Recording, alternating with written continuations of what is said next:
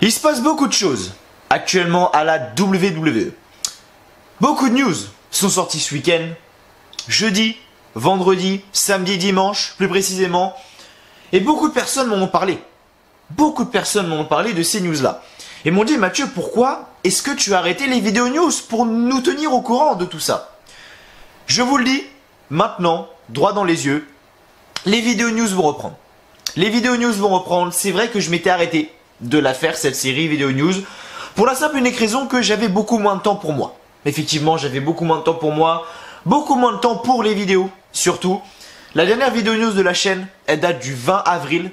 Donc ça fait on va compter le mois d'avril, mai, juin, ça fait plus de 2 mois. Ça fait plus de 2 mois qu'il y a eu 0 vidéo news sur la chaîne, alors qu'avant il y en avait quasiment toutes les semaines et j'adorais faire ça.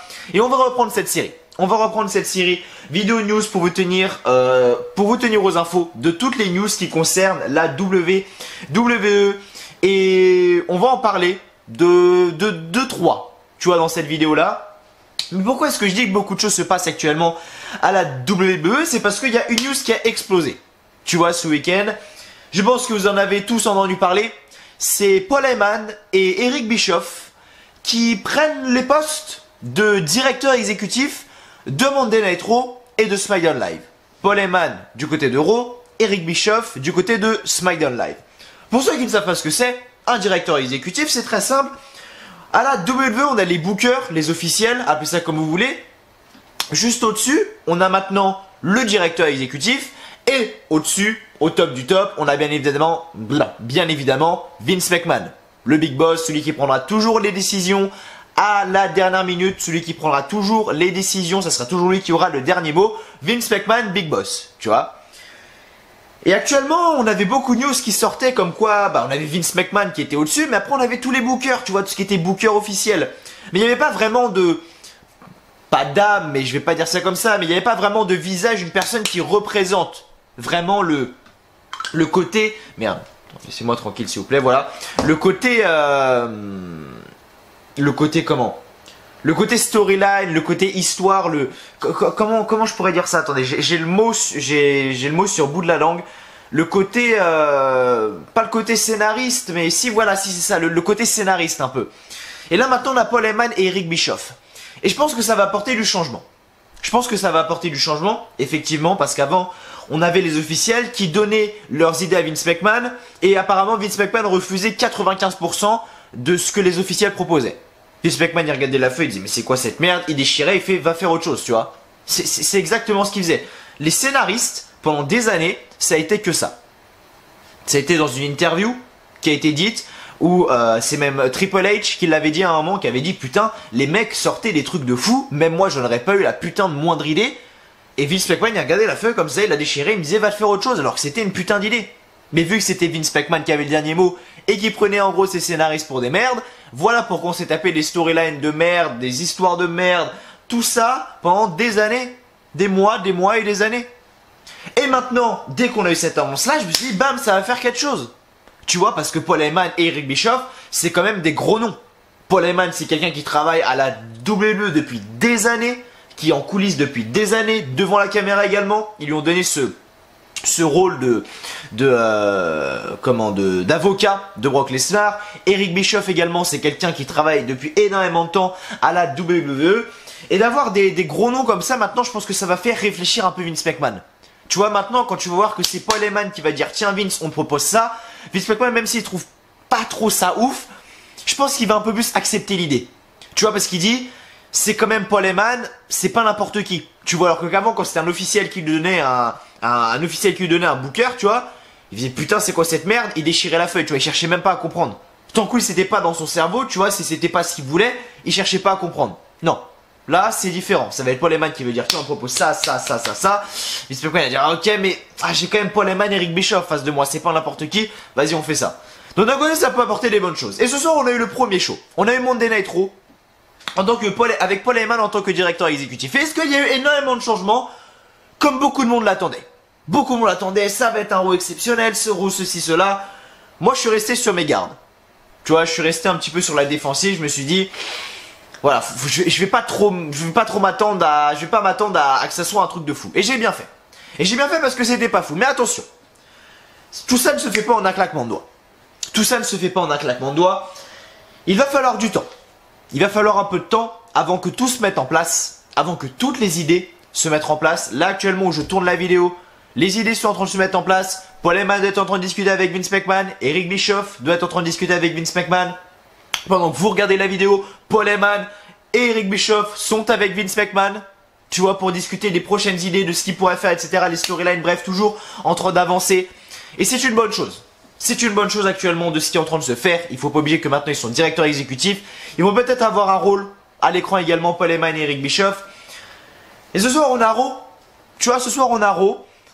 Premier Raw avec Paul Heyman aux commandes en tant que directeur exécutif. Et on a eu quasiment la même chose que chaque semaine. Sauf quelques petits trucs qui ont changé, mais il n'y avait rien de ouf. C'est-à-dire que ce soir on a eu le début du show qui était bon et la fin du show. C'est tout. Juste le moment avec Bobby Lashley, Braun Strowman et la fin avec le heel turn de AJ Styles. Tu vois, c'était vraiment les deux seules choses du show qui étaient bien. Après, c'était la même merde que chaque semaine. Pour être honnête, c'était la même merde que chaque semaine. Je reste sur ma défensive. Comme je vous l'ai dit, c'est que le début. À mon avis, ça va changer. Il faut voir ce qui va se passer dans les prochaines semaines. Ça va mettre du temps. Voilà, il faut toujours du temps. On verra bien ce qui va se passer. On verra bien ce qui va se passer. J'ai pas vu SmackDown. Encore, je ferai la review de SmackDown bien évidemment demain. Du coup, elle sortira demain. Et on verra ce que SmackDown va donner. On verra ce que SmackDown va donner. Je vous en parlerai bien évidemment. Mais voilà. Ce soir, Monday Night Raw, il y a eu des bonnes choses, des petites choses qui ont changé également. Voilà, c'était des petits trucs à regarder. Mais il y a plusieurs choses qui ont changé également. Et il y a des petits indices comme ça également qu'on voit pas forcément, effectivement. Parce que généralement, quand on détruit un décor dans un show, tu vois, c'est que généralement, il y a un nouveau qui arrive. Et comme par hasard, juste après, je suis sur Twitter, et je vois une news qui sort, comme quoi il sera en train justement de travailler sur des nouveaux décors pour Monday Night Raw. Tu vois? C'est que, voilà, c'est qu'il y a une idée derrière. Tu vois ce que je veux dire? SmackDown Live, ça serait bien qu'il change parce que SmackDown, ça fait longtemps que c'est le même. Je crois que ça fait depuis 2017 que c'est le même. Je crois que SmackDown, il n'a pas changé. Tu vois, ça a toujours été la même chose. Mais bref, Raw, ça avait changé début 2018, je crois. Donc ouais, ça fait un peu plus d'un an et demi. Ouais, faudra peut-être qu'il change à un moment donné, quand même, hein. Mais en soi, c'était pas si mal que ça. En soi, c'était pas si mal que ça. On va en parler, bien évidemment. Et ce que j'ai apprécié dans le show, c'est que voilà, on a eu des choses qui ont changé. Par exemple, putain de merde, qu'est-ce que ça fait du bien de pas commencer un show avec une promo. Tu vois, c'est-à-dire que chaque semaine, que ce soit à Raw ou SmackDown, on avait Seth Rollins qui arrivait, qui prenait le micro, Baron Corbin qui arrivait, qui prenait le micro, le New Day qui arrivait, qui prenait le micro, Kofi Kingston qui arrivait, qui prenait le micro. C'était la même chose chaque semaine. Là, boum, on commence direct avec un putain de match où on détruit le décor. Tu vois, ça c'était quelque chose d'intéressant et de divertissant. Merci. Et on a tout ça ce soir. On a Seth Rollins. Seth Rollins, tiens. Comment ça va, Seth Rollins? Comment va Will Ospreay? Également, mon petit Seth. Est-ce qu'il va bien? Je sais pas. Avec ce qui s'est passé sur Twitter. Est-ce que j'en parle maintenant ou j'en parle après? Ou même dans la vidéo news, tu vois. Ah, je sais pas. On verra. On verra bien au fur et à mesure de la vidéo.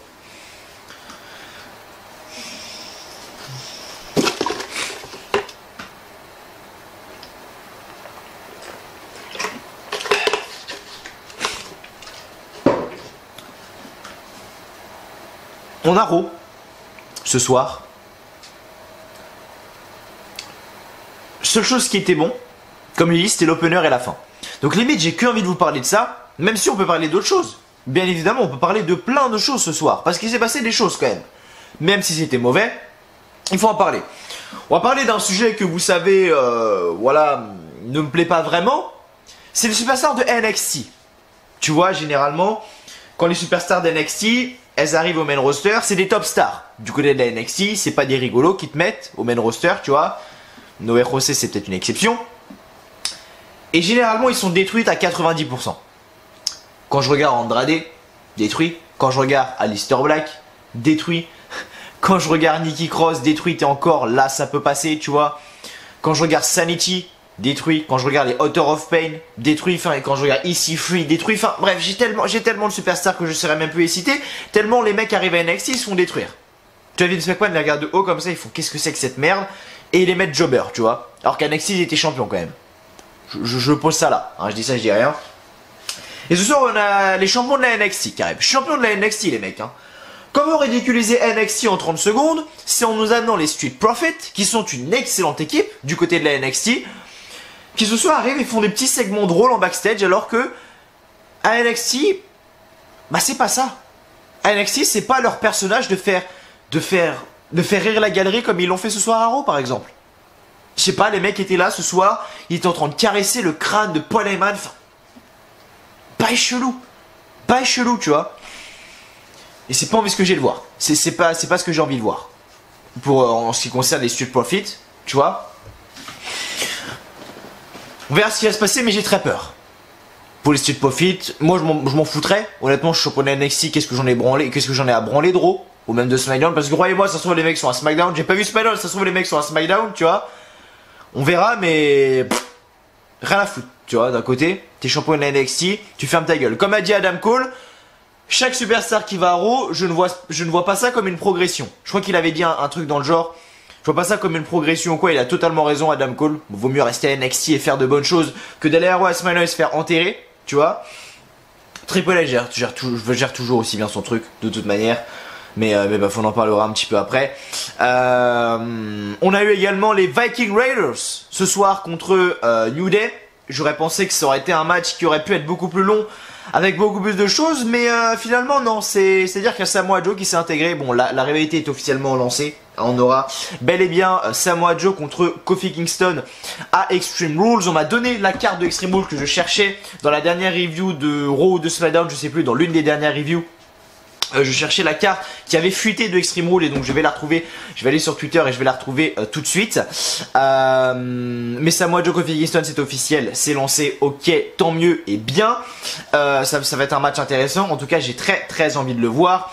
On a beaucoup de choses qui sont en train de se tourner autour du titre 24/7. On a actuellement Drake Maverick qui avait, enfin, je vais pas dire que c'est des choses intéressantes parce que c'est moins bien qu'avant. Tu vois, titre 24/7, c'était divertissant. Mais là, ça fait 2 semaines, c'est moins divertissant, tu vois. Quand on voit depuis que Drake Maverick a gagné le titre, tu vois, c'est moins divertissant. Ce qui était divertissant, c'est quand on avait R-Truth, G normal et tout, tu vois. Là, c'était divertissant. Depuis qu'on a Drake Maverick champion, c'est moins bien, tu vois. Le mec est champion, qu'est-ce qu'il en a à branler? Bref. Donc pas ouf, pour être honnête avec vous. Toute cette histoire entre Drew McIntyre, Shane McMahon, Roman Reigns, Undertaker continue pour Extreme Rules. On n'a pas vu Roman Reigns ce soir. Putain, ça fait du bien. Mais j'en ai rien à foutre de cette storyline. Pour moi, elle n'a ni queue ni tête. Je vous en ai parlé la semaine dernière dans la review de Raw. Si vous n'avez pas vu ma review de Raw de la semaine dernière, n'hésitez pas à aller la checker. Mais elle n'a ni queue ni tête, cette storyline, sans déconner. Je vais pas me répéter encore une fois, mais pourquoi Undertaker vient aider Roman Reigns alors que la dernière fois, l'Undertaker, enfin la dernière fois qu'on a vu l'Undertaker et Roman Reigns, c'était à WrestleMania 33 où Roman Reigns a été censé mettre l'Undertaker à la retraite. Donc pourquoi est-ce que l'Undertaker viendra en aide à Roman Reigns? Il n'y a aucune putain de raison. Et après il y a des mecs dans les commentaires qui sont venus me dire oui mais lors d'un live event ils sont venus serrer la main machin. Donc il n'y a aucun problème entre les deux. Mais c'est un live event, c'était même pas télévisé, qu'est-ce qu'on en a à foutre? Ça n'a rien à voir. Ça n'a rien à voir, faut pas confondre live event et putain de storyline que tu mets à WrestleMania putain. Mais bref. Ça s'en branle.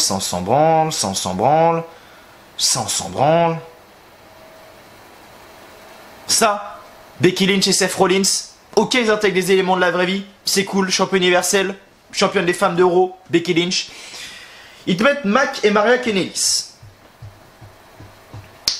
qui ont fait leur retour à la WWE à Money in the Bank 2017 il me semble. Ils ont été push 2 mois, je crois. Depuis septembre 2017, ils sont portés disparus. Ils étaient à 205 Live, je regarde pas 205 Live, je ne regarde pas. Ils les mettent pas en avant, ils font pas d'effort, donc je vois pas pourquoi je ferais un effort pour regarder. Et si je devais regarder Raw, SmackDown, NXT, 205 Live, AEW, putain j'avais pas fini, tu vois. Donc je préfère passer Raw, SmackDown, NXT, AEW, plutôt que 205 Live. Ils vont pas faire d'effort pour les montrer, il n'y a pas de problème, faites pas d'effort, bouquez-les dans le pré-show de merde. Encore, tu vois. Tant mieux. On a Mike et Maria Kanellis qui reviennent ce soir. Alors je pense que c'était une idée de Paul Heyman. Ça du coup je pense, étant donné que je vois pas pourquoi est-ce qu'il reviendrait comme ça en un claquement de doigts. Mais ils reviennent dans la claque contre moi, c'est pas le problème. Mais pourquoi est-ce qu'ils reviennent directement dans le haut du tableau, tu vois? C'est-à-dire que ce soir, ils arrivent, on les a pas vus sans déconner depuis 2 ans au main roster. Ils arrivent comme ça ce soir en un claquement de doigts, boum, ils affrontent le champion universel, la championne des femmes d'Euro. Construis-les avant de vouloir me montrer quelque chose. Ça c'était pour faire de la merde ce soir, c'était juste pour une histoire de bébé, d'histoire de femme de ménage de Becky Lynch, de bébé, de père, ça a parlé d'utérus, machin, enfin c'est parti loin, tu vois, c'était...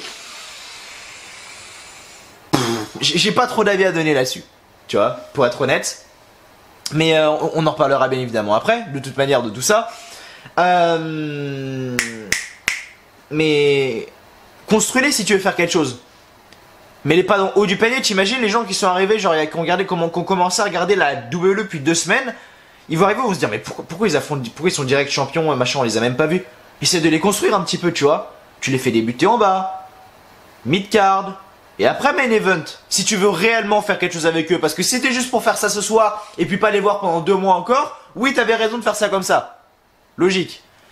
Mais bref, les storylines n'ont ni queue ni tête, tu vois, ça a rien changé, tu vois. Pour le moment, tu peux dire que je suis déçu parce que je m'y attendais, et comme j'ai dit, il faut du temps, tu vois, mais pour moi on a vu la même merde que chaque semaine. Allez voir ma review d'AEW si vous voulez que je sois content, tu vois, un peu de sourire, un peu de content, un peu d'excitation, tu vois. Parce que là c'est mon Monday Raw, c'est WWE, tu vois, c'est pas pareil.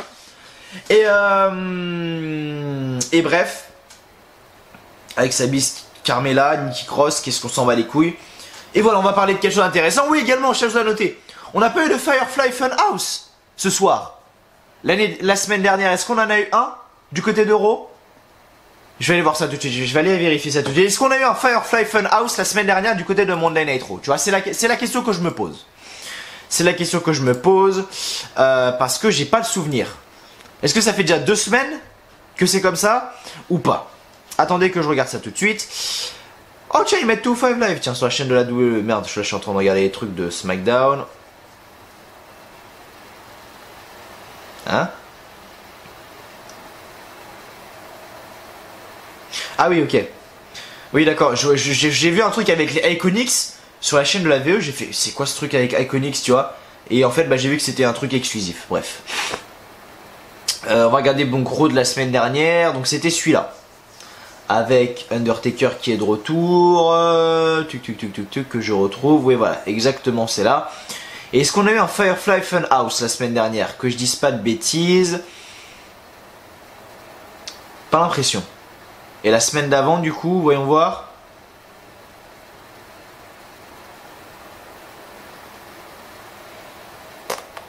Ouais, c'est ça. Ok, ça fait 2 semaines qu'on n'a pas eu de Firefly Funhouse, tu vois. Le retour de Bray Wyatt est proche. Le retour de Bray Wyatt est proche, croyez-le ou non. Mais à noter qu'on n'a pas eu de Firefly Funhouse ce soir. Contre qui Bray Wyatt va affronter? Je sais pas. Sûrement pas l'Undertaker, sûrement pas Lister Black alors qu'il devrait faire ça. On a des news qui sortent sur l'Undertaker, j'en parlerai dans la vidéo news qui sortira ce week-end, ça c'est sûr. La news et le plan serait que l'Undertaker devrait affronter Drew McIntyre à SummerSlam et devrait affronter Baron Corbin à WrestleMania 36. Donc bon, voilà.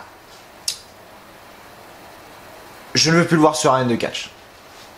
Le mec a 55 ans je crois, pas loin de 56, et t'as 2 doigts de faire un putain d'AVC à chaque fois qu'il est sur le ring, à 2 doigts de mourir.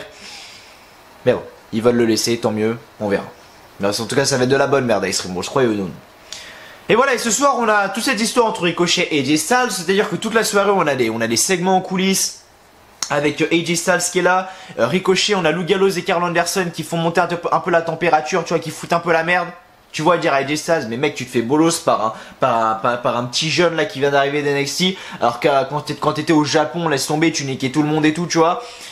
Et on a eu le heel turn de AJ Styles, c'est-à-dire que AJ Styles il y a une première fois, mais Ricochet avait son espèce de pied dans la corde, tu vois, du coup les arbitres relancent le match, et Ricochet gagne le match cette fois-ci. Et AJ Styles à la fin serre la main de Ricochet, Lou Gallows et Karl Anderson étaient aux abords du ring, les deux se serrent la main, et AJ Styles donc frappe justement, il détruit, enfin AJ Styles justement détruit Ricochet, le club également s'y mettent à détruire Ricochet. Donc voilà, heel turn de AJ Styles maintenant. C'est intéressant. C'était peut-être l'une des seules choses intéressantes. Et voilà, ce qui s'est passé également à la fin, c'est très beau également, c'était le Styles Clash. Styles Clash qui avait été interdit, d'ailleurs pendant des années, et qui maintenant est revenu. Le Styles Clash, ils l'ont remis il y a bon mois maintenant, mais à un moment il était interdit, prise jugée trop dangereuse, ils l'avaient enlevé. Et là ils l'ont remis, c'est vrai qu'on n'est pas à la AEW ici, tu vois. Et là AJ Styles a fait un très beau Styles Clash de la 3ème corde sur Ricochet, donc c'est officiel. AJ Styles est revenu heel, comme il était avant, même s'il a été face pendant très longtemps, des années. Mais il est revenu heel et j'ai hâte de voir ce que ça va faire. J'ai hâte de voir ce que ça va faire parce qu'AJ Styles, quand il est arrivé à la VE, il me semble qu'il était heel, si je dis pas de bêtises, en 2016, lors du Royal Rumble 2016. Donc on verra ce que ça va donner dans les prochaines semaines, bien évidemment. En tout cas, il me semble que le match est confirmé. On aura AJ Styles contre Ricochet à Extreme Rules. Mais de toute façon, c'est bien parce que dans cette histoire, il fallait un heel et un face. Donc, je pense pour ma part, il fallait un heel et un face dans cette storyline. Je pouvais pas faire fonctionner une storyline comme ça si t'avais un face et un face. Donc, c'est une bonne idée.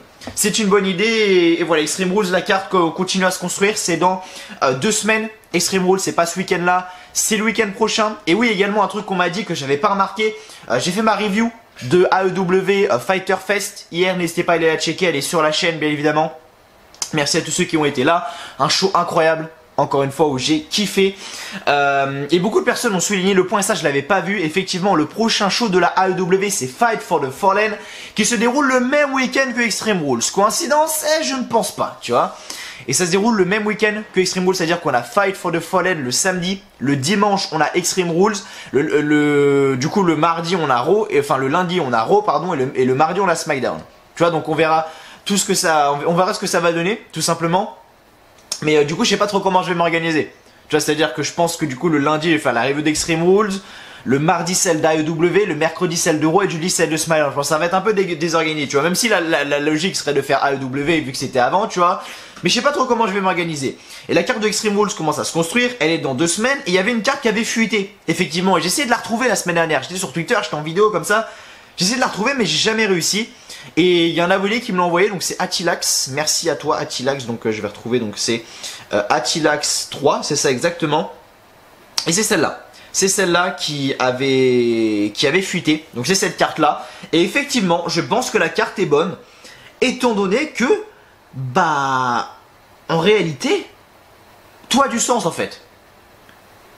En sachant que sur 2 matchs, en sachant que sur les 4 matchs que je vais vous montrer, il y en a 2 qui sont à mon avis à 90% confirmés, tu vois. Merde. Bref. On a Braun Strowman, Bobby Lashley. On a les Usos contre les Royals pour les championnats par équipe de Raw. On a AJ Styles contre Ricochet pour le championnat des États-Unis. Et on a ce fameux Triple Threat match là, qu'elle a là, pour le championnat intercontinental.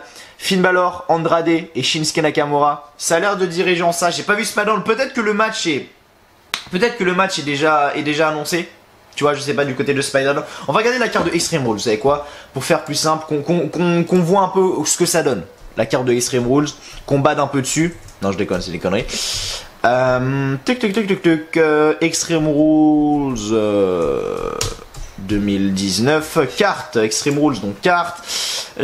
Voilà, carte de Extreme Rules 2019, voir s'il y a des matchs qui ont été annoncé ou pas. Non, pour l'instant il n'y a toujours rien. Donc là en fait vous voyez les 4 matchs que je vous ai montré là, il n'y en a aucun qui est officiel pour l'instant. C'est à dire que pour l'instant on a Seth Rollins et Becky Lynch contre Baron Corbin et Lacey Evans, logique. On a Shane McMahon et Drew McIntyre contre Roman Reigns et Undertaker, logique. Kofi Kingston contre Samoa Joe, Tony Nese contre Drew Gulak, Alexa Bliss contre Bayley et le match pour les championnats par équipe de SmackDown. C'est à dire que les 4 matchs que je vous ai montré là, il y en a 0 qui sont annoncés pour l'instant. À 2 semaines du pay-per-view, on verra. Mais en tout cas voilà, c'était tout pour ce Monday Night Raw et cette carte de Extreme Rules bien évidemment. Et voilà, merci à vous de me rejoindre sur cette review de Raw. J'espère qu'elle vous plaît. Si c'est le cas comme d'habitude, n'oubliez pas de lâcher un petit like, un petit pouce bleu qui fait toujours extrêmement plaisir. Voilà, ça aide la chaîne tout simplement, donc faites-le. Merci à vous du fond du cœur. On se rapproche à grands pas des 11 000 abonnés. On est à 10 845 abonnés à l'heure où je tourne la vidéo. N'hésitez pas à aller voir ma review de la All Elite Wrestling qui a été un très bon show. Elle a duré 49 minutes. J'avais énormément de choses à dire sur ce très bon show de la AEW. Et voilà, en tout cas, c'était tout et c'était vraiment un très beau show. Donc n'hésitez pas à aller voir AEW si vous l'avez pas vu et ma review d'AEW surtout. N'hésitez pas à liker cette vidéo si elle n'est toujours pas faite, de vous abonner du coup à la chaîne W Live France également, d'activer la cloche des notifications pour recevoir les notifications dès qu'une vidéo sort, bien évidemment. Aujourd'hui, review d'Euro, demain review de SmackDown. Samedi ou dimanche, je sais pas, vidéo news, on verra bien, je sais pas quand est-ce qu'elle sortira, effectivement, donc j'en parlerai. J'en parlerai de ça dans la review de SmackDown demain, j'en saurai un petit peu plus. Pour la vidéo news qui arrivera donc ce week-end, voilà, qui va revenir, c'est vrai que ça fait 2 mois que j'ai pas fait une vidéo news, ça fait quand même un peu long. Mais voilà, on va reprendre tout ça petit à petit. Du coup, let's go. On va tout de suite rentrer dans les résultats d'Euro. Je vais tout de suite vous donner les résultats d'Euro. De ce Euro qui était quasiment le même que d'habitude, si ce n'est 2-3 changements qui étaient plutôt positifs. Mais voilà, en tout cas merci à vous de me rejoindre. On est parti tout de suite pour les résultats de Raw. On boit un petit coup, likez le temps que je fasse tout ça.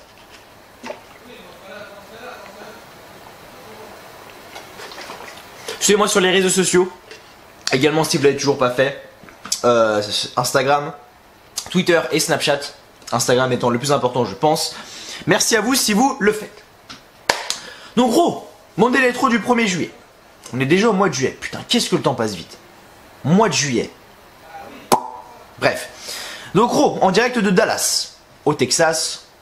Si vous ne savez pas où c'est, prenez votre petite carte et vous regardez, vous cherchez le Texas aux États-Unis. Je vous donne un indice, c'est au sud des États-Unis. Hein. Alors, on commence le show. Donc les commentateurs, j'ai plus besoin de les citer. On a les mêmes chaque semaine. Michael Cole, Corey Graves et Renee Young. Et on a commencé avec un False Count Anywhere match. Et putain, ça fait du bien. Ça fait du bien d'avoir un False Count Anywhere match. Parce que chaque semaine, on commençait les shows avec des promos. Et finalement, non. Finalement non, là on a eu un match, ce soir on a commencé par un match et pas n'importe lequel, un False Count Anywhere match entre Braun Strowman et Bobby Lashley. Donc à la fin du combat, les deux s'affrontent sur la scène. Braun Strowman charge Lashley contre l'écran LED qui brise, beaucoup de flammes éclatent. Donc c'est à dire en fait en gros, il y a Braun Strowman qui fait un espèce de spear à travers l'écran LED sur Bobby Lashley. On a plein de feux d'artifice, genre qui explosent, bam bam bam. Et on a plein de caméras derrière ensuite qui se mettent et tout. Du coup ça a fini en 2 contests. Beaucoup de docteurs sont arrivés, des arbitres sont arrivés avec des civières, ils ont mis Bobby Lashley, ils ont mis Braun Strowman, ils les ont mis dans l'ambulance afin de prendre la route pour l'hôpital. Tout ça pour vous dire qu'on aura, à mon avis, la storyline va continuer. On verra si les mecs seront blessés la semaine prochaine du côté de Raw. Ou est-ce qu'au contraire ils seront là. Normal, tu vois, comme si c'était rien passé. Étant donné qu'ils pourraient potentiellement avoir un match à Extreme entre les deux. Last Man Standing sur la news, donc on verra si la news est bonne. Mais je sais plus ce que je voulais dire. Je voulais dire quelque chose, mais je sais plus. Je crois que c'est en rapport avec l'écran LED. Oui, voilà, c'est par rapport au décor. Je pense qu'il y aura un nouveau décor. Je me posais la question déjà, et puis après il y a une news qui est sortie. Je me suis dit, ça fait 2 coïncidences comme ça. Je pense qu'il y aura un nouveau décor pour Monday Night Raw, et il était temps. Je pense qu'il était temps de faire un nouveau décor pour Monday Night Raw parce que à plus d'1 an et demi comme ça. Voilà, et ça serait bien qu'ils refassent ça pour les pay-per-view. Également remettre un nouveau décor, mais bref, on verra bien tout ça. Hop là, je mets ça ici. Donc voilà. Tag team match. Ensuite, entre les Viking Raiders contre Big E et Xavier Woods. À la fin du combat, donc Samoa Joe arrive pour frapper les membres du New Day. L'arbitre arrête le combat. Donc le New Day gagne par disqualification. Après le combat, Kofi Kingston arrive pour frapper Samoa Joe. Mais les Viking Raiders repoussent Kofi et les officiels séparent tout le monde. Du coup, suite logique, dès que j'ai vu Kofi Kingston arriver, j'ai fait ok, c'est bon, ça va faire un 3 contre 3. Bah, c'est exactement ce qui s'est passé. Pour vous dire le manque cruel de surprise qu'il y a. Enfin bref. Le Viking Raiders et Samoa Joe gagnent le match. Effectivement, c'est Samoa Joe qui fait une coquina clutch sur le champion du monde, Kofi Kingston. Donc voilà, qui fait justement perdre connaissance à Kofi Kingston. Donc victoire de Samoa Joe et des Viking Raiders. Ce soir du côté de Raw. Dès que je remette ma casquette, voilà, comme ça. Parfait. Donc voilà, rien de spécial juste ici. C'était rien de spécial. Rien de spécial pour être honnête avec vous. En coulisses, on a Drake Maverick qui marche avec sa femme. Une petite brune, tu vois. Peut-être je sais pas quelle origine, tu vois, mais un peu des îles, tu vois, genre peut-être Martinique ou truc, non peut-être pas Martinique, mais genre Haïti, tu vois, les trucs comme ça, tu vois, Cuba et tout. C'est mon œil qui dit ça. Donc sa femme est fâchée d'être dans les coulisses de Raw. Elle lui donne quand même le choix entre le titre 24/7 ou bien elle, si elle veut rester en couple. Maverick dit qu'il choisit elle, rien ne pourrait s'interposer entre les deux. Les deux se font un câlin, R-Truth arrive, se moquer de l'amour de Maverick. C'était le début, et c'est pas tout ce qui s'est passé. Il s'est passé d'autres choses après. Effectivement, juste après, du coup, on a une petite pause publicitaire. Noé Rosé est arrivé sur le ring pour affronter Cesaro, et R-Truth était donc dans les danseurs de Noé Rosé. R-Truth se monte devant Drake Maverick qui est en ringside avec sa femme. Maverick ne peut donc pas attaquer R-Truth. R-Truth prend finalement la fuite lorsque les autres catcheurs arrivent. Ensuite, Cesaro frappe Noé Rosé et termine avec un neutralizer en bas du ring. Donc en fait, il n'y a même pas eu de match concrètement entre Cesaro et Noé Rosé. Cesaro, c'est bien, il a bu Ricochet. Tu vois, il a bu le champion des États-Unis actuel. Et après, il a plus rien fait. Bref.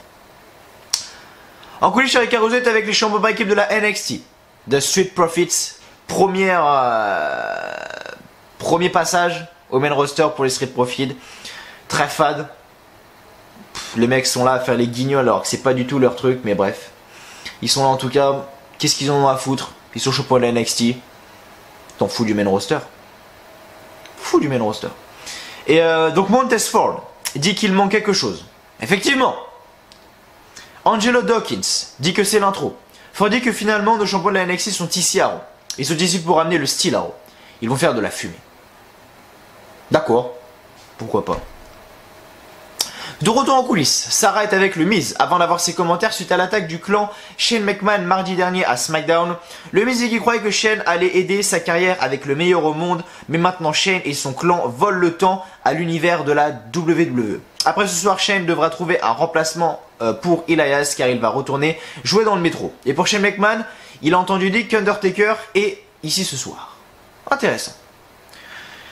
La promo justement entre Shane McMahon, l'Undertaker, Drew McIntyre, aucun putain de sens ni queue ni tête, mais bref, faut la citer. Shane McMahon et Drew McIntyre arrivent sur le ring. Shane demande à Macrom de bien le présenter. Shane McMahon dit qu'il faut parler des derniers événements. Lundi dernier à Raw, ils avaient le plan parfait contre Roman Reigns, et Reigns avait peur de les affronter. McIntyre dit que les images parlent. Reigns sait bien ce qui l'attend pour Extreme Rules. Shane McMahon dit qu'il faut aussi parler d'Undertaker, la personne dont Reigns a supplié pour venir l'aider. Ils ont entendu une rumeur ce soir. Et il est venu ici pour se battre ce soir. Alors si Undertaker est ici, ils veulent le voir ici. Et au début on entend des coups de tonnerre. Et ensuite on entend le dong de l'Undertaker. Et Undertaker arrive sur le ring. Shane McMahon dit que Shane McMahon et McIntyre décident de partir dans la foule, pardon.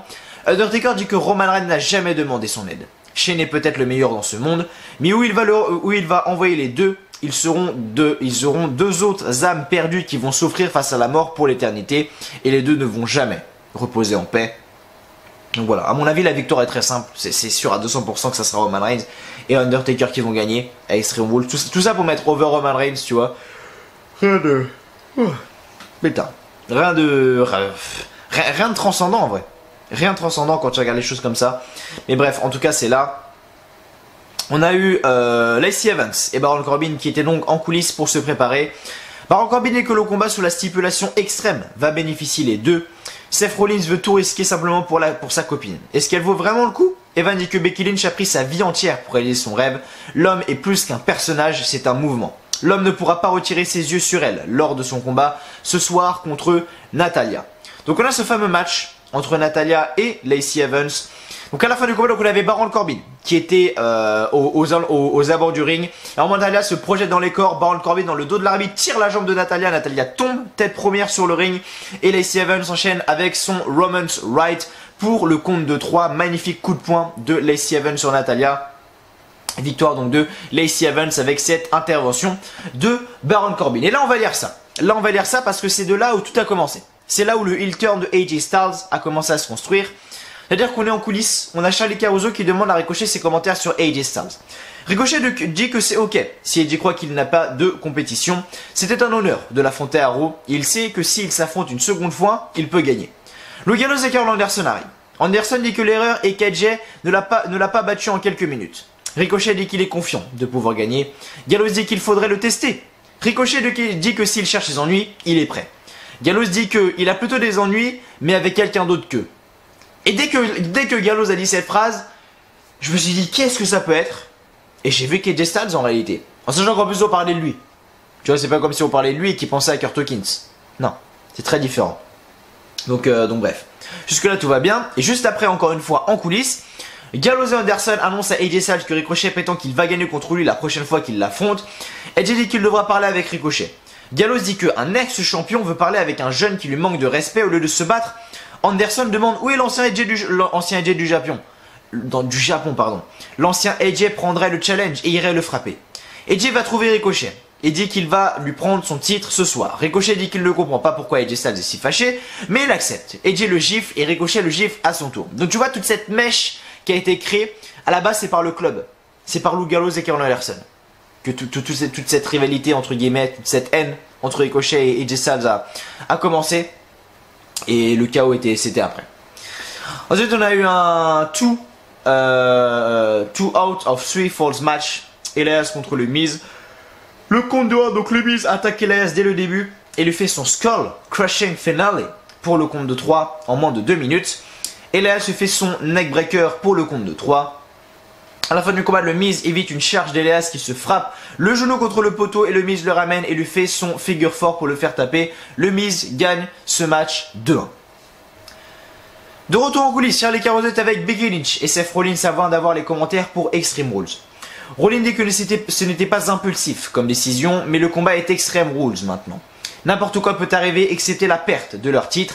Et c'est là où le problème arrive, c'est qu'on a Mariah Kanellis qui arrive comme ça, on les a pas vus depuis 2 ans sans déconner, mais la meuf arrive. Bref, Mariah Kanellis arrive et dit que c'est désespéré de se nommer le premier couple de la WWE alors que non. Becky fait sa fraîche pour avoir battu Ronda Rousey, mais elle a sorti un bébé de 8 livres de son utérus. Et qu'elle a dit ça, c'était chaud quand même. Et Becky ne l'a pas faite, elle devrait avoir une ceinture pour ça. Magic Obo va voir qui sont les meilleurs lorsqu'elle et sa chienne vont affronter Rollins et sa chienne. Donc c'est Mariah Kanellis qui dit que en gros Mike c'est sa chienne, tu vois, et affronter Rollins et sa chienne en parlant de Becky Lynch. Grande tarée. Et Becky dit qu'on va se revoir sur le ring. Donc juste après on a ce match, le mix tag team match, pardon. Je confonds avec le mix match challenge. Tu vois, d'ailleurs, heureusement que ça s'est arrêté cette merde d'ailleurs. Enfin bref. Et donc on a le match entre Becky Lynch et Seth Rollins contre Mike et Mariah Kanellis. Donc à la fin du combat, c'est Mariah qui prend la fuite en bas du ring afin d'éviter l'affrontement avec Becky. Mais en pro le micro, il dit que Becky la dégoûte, comme elle n'est pas capable de passer la serpillière à la maison. Tu vois, toute cette histoire de femme de ménage. Maria dit de ne pas la toucher comme elle est enceinte. Mike ne comprend pas comment est-ce possible qu'elle soit enceinte. Maria dit qu'elle confirme, comme Mike n'est pas suffisamment un homme pour la mettre enceinte. Becky applique son disarmer sur Mike pour le faire taper. En même temps, quand t'as une annonce comme ça, t'es pas très concentré et tu te prends un disarmer juste après par Becky Lynch, tu vois, t'es un peu un loser. Et Maria, elle a pas hésité à lui dire, juste après, effectivement, après la défaite de Mike et Mariah Kanellis, du coup, Maria dit qu'elle ne peut pas croire que Mike soit le père de ses enfants. Elle a attendu longtemps afin que Mike devienne un homme, mais il est une déception. Si un jour votre femme vous dit ça ou quoi, honnêtement barrez-vous les mecs, hein. Ça sert à rien de continuer. Le seul homme ici ce soir c'était The Man, Becky Lynch. Alors la prochaine fois, elle va peut-être demander à Becky de la mettre enceinte. Voilà, soit c'est Paul Heyman, soit c'est Vince McMahon qui a pété un câble avec toute cette putain de storyline. Tu vois. Et bref. En parlant de Paul Heyman, tiens, Charlie Caruso dit qu'elle est sans mots. Suite à ses paroles, bah en même temps il n'y avait pas que elle, tu vois, c'est chaud. Ça faisait longtemps que j'avais pas entendu ça dans des promos WWE. Et Paul Heyman arrive et dit qu'il représente Brock Lesnar. Paul Heyman dit que c'est une soirée étrange pour Rollins, c'est une mauvaise pour Kofi. Ce sera donc une soirée parfaite pour que peut-être Brock Lesnar encaisse son contrat Money in the Bank. Suite Profit arrive. Dawkins et Kayman vient de dire que Lesnar sera diffusé ce soir. C'est incroyable. Montez Ford fait un jeu de mots en disant Hey man. Hey mec, en gros en français. Et Heyman dit qu'il n'a pas le temps pour leur blague. Heyman quitte et Montez Ford espère qu'on a bien vu ça. Oui, j'ai vu ça et c'était ridicule, mon petit Montez. Retourne à NXT s'il te plaît, mon pote. De retour, on a Alexa Bliss qui est sur le ring et sur la scène pour son Moment of Big Stall Show. Elle invite Nikki Cross, machin, il lui montre ses trucs, tout le bordel, bref, on s'en fout. Carmella arrive, ça nous donne lieu à un match entre Carmella et Alexa Bliss. Carmella gagne le match en 10 secondes, c'est-à-dire qu'elle arrive directement roll-up sur Alexa Bliss. 1, 2, 3, victoire de Carmella. Et après du coup on a Nikki Cross contre Carmella. Et là Nikki Cross gagne le match cette fois-ci avec son neckbreaker pour le compte de 3. Nikki Cross gagne ce match. Nikki Cross je la trouve lente dans le ring, tu vois, elle est pas rapide, elle est pas... Bon, après c'est peut-être aussi sa manière de faire, mais elle est pas rapide, elle est lente, tu vois, Nikki Cross, à moitié lourde. Donc j'ai du mal à accrocher, je la trouvais plus vive à NXT, tu vois. Mais bref, et donc rien de spécial juste ici. Donc Nikki Cross gagne ce match. Juste après en coulisses, Alexa Bliss et Nikki Cross marchent. Sarah demande à Nikki sa réaction sur le fait que l'univers de la WWE aimerait la voir prendre la place d'Alexa Bliss pour Extreme Rules. Voilà. Alexa Bliss répond aucun commentaire, sans commentaire, tu vois, et les deux se cassent. Bref. Et c'est vrai, le pire c'est que c'est vrai en plus. C'est-à-dire que c'est Nikki Cross qui fait tout le travail, mais c'est même pas elle qui affronte Bayley à Extreme Rules, tu vois. Et bref. Et en gros, toute l'histoire c'est qu'en fait, Alexa Bliss se sert littéralement de Nikki Cross. Et que Alexa Bliss va trahir Nikki Cross un jour ou l'autre, ou Nikki Cross va péter un câble un jour ou l'autre et trahir Alexa Bliss, ça marchera dans les deux côtés, et que en fait Nikki Cross est totalement sous l'emprise totale d'Alexa Bliss, sous l'influence d'Alexa Bliss, donc voilà. De retour maintenant donc pour le titre 24/7. Effectivement, on est en coulisses, on a Drake Maverick qui est en direction de la sortie avec sa femme. Maverick dit que c'est terminé, le titre 24/7. Et R-Truth est derrière et lui souhaite de profiter de sa soirée. Maverick frappe R-Truth dans le dos avec sa valise et couvre R-Truth pour le compte de 3 et devenir le nouveau champion 24/7. Et Maverick part en direction de sa lune de miel avec sa femme. Et là il part en lune de miel avec sa femme et je suis sûr que dans quelques jours on va retrouver une vidéo de merde sur la chaîne de la VE où tu le vois en lune de miel avec sa femme et tu vois R-Truth qui arrive machin qui fait un roll-up et qui regagne la ceinture. Tu vois, je vous mets ma main à couper que ça va se passer comme ça. Et ensuite du coup United States Championship Main Event, AJ Styles contre Ricochet. À la fin du combat, AJ fait son phénoménal forearm sur Ricochet, le couvre pour le compte de 3 dans ce combat en moins de 5 minutes. Ricochet avait le pied sous la corde mais l'arbitre ne l'a pas vu. AJ Styles donc nouveau champion, du coup voilà. AJ Styles nouveau champion du coup, donc ça lui rajoute quand même un titre des États-Unis à son palmarès, c'est toujours cool. Mais avant le combat, notre arbitre arrive pour expliquer que Ricochet avait le pied sous la corde et le combat va donc recommencer. Et donc le combat recommence, United States Championship. AJ Styles, cette fois-ci accompagné de Luke Gallows et Karl Anderson contre Ricochet. Donc voilà, Ricochet avait plus ou moins déjà du monde à dos. À la fin du combat, Ricochet bloque une prise d'AJ. Il lui fait un contre rapide pour la victoire. Victoire donc de Ricochet. Et c'est comme je vous l'ai dit tout à l'heure, après le combat, AJ et Ricochet se serrent la main. Mais AJ décide finalement de frapper Ricochet au visage et enchaîne les coups sur Ricochet. Gallows et Karl Anderson entrent sur le ring et font un Magic Killer sur Ricochet. Et AJ enchaîne avec un Styles Clash de la deuxième corde. Magnifique Styles Clash d'ailleurs de la deuxième corde. C'est un très très beau finisher. Je le mettrai en miniature, ça je pense, c'est sûr. Et le show se termine avec une célébration du club. Donc on verra ce qui va se passer dans les prochaines semaines. En tout cas, AJ Styles a fait un heel turn et c'est assez intéressant. Et voilà, maintenant je vais regarder SmackDown Live tout à l'heure pour vous faire la review également. Enfin, je le regarderai plutôt demain. Je vous ferai la review demain, bien évidemment, pour ce petit SmackDown Live. En tout cas, voilà, Monday Night Raw, pas si ouf que ça, pour être honnête avec vous. On a Paul Heyman qui a pris les commandes, mais je pense qu'il va falloir du temps. Il va falloir un peu de temps avant que tout ça se mette en place, et mais on verra ça dans les prochaines semaines, bien évidemment. En tout cas, merci à vous du fond du cœur d'avoir été là sur la review de Raw. J'espère qu'elle vous aura plu. Si c'est le cas comme d'habitude, n'oubliez pas le petit like, le petit pouce bleu qui fait toujours extrêmement plaisir, de vous abonner également à la chaîne WLive France si vous ne l'avez toujours pas fait. Et que vous avez aimé le contenu de cette vidéo et que vous voulez continuer à me suivre, abonnez-vous, activez la cloche des notifications pour être le premier à être sur la vidéo. Mettez un petit commentaire également pour dire ce que vous avez pensé du show ou me dire n'importe quoi. Vous savez très bien que l'espace commentaire est fait pour vous. Et moi je vais vous laisser et on se retrouve demain pour la review de SmackDown Live. D'ici là, portez-vous bien. Je vous dis à demain pour la review de SmackDown Live. Prenez soin de vous. Allez, ciao, bye bye.